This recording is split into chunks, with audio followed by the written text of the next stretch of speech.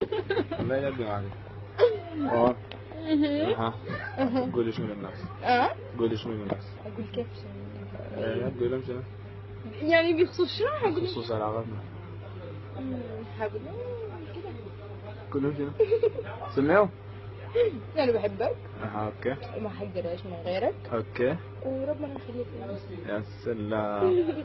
وطبعا دي روان يا اخوانا. كويس. وانا عبودي. تمام. من 7 سنين 6 سنين وقعت مع جدي. والله وقعت معاه.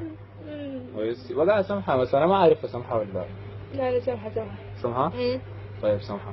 انا متأكد انها حتكون سمحة. كويس وربنا يسعدنا ان شاء الله. اللهم امين يا رب. ودي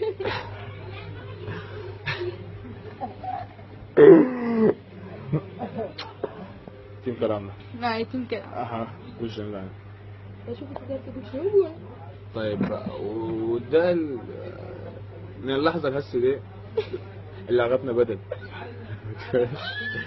بدت ولا ما بدت؟ اكيد بدت. تمام. ويعني اي زول يشوف المقطع ده اوكي اتمنى لنا السعادة. كويس. فما معروف يمكن اتزوجها. ان شاء الله. صح؟ عما قريب. عما قريب. تزوجيني؟ قدام الناس دي كلها. تزوجيني؟ اكيد حبيبي. طيب خلاص اوكي. تخيلي ده المأذون. ده المأذون. بيقولوا شنو؟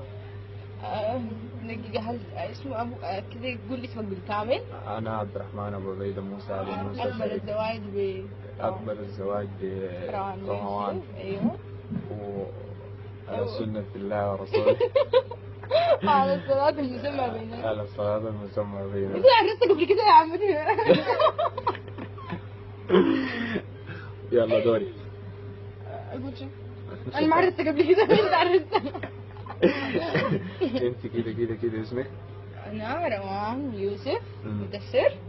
اقبل الزواج بعبود عيد اسمه عبد الرحمن ابو عبيده موسى. عبد الرحمن ابو عبيده موسى. اسم صحابي صح؟ عشان كده ابو عبيده ما قاعد اختار اسم بيشف. والله كويس. خلاه عبد الرحمن موسى. هذا الاسم المعروف. عبود. عبود. طيب ما ممكن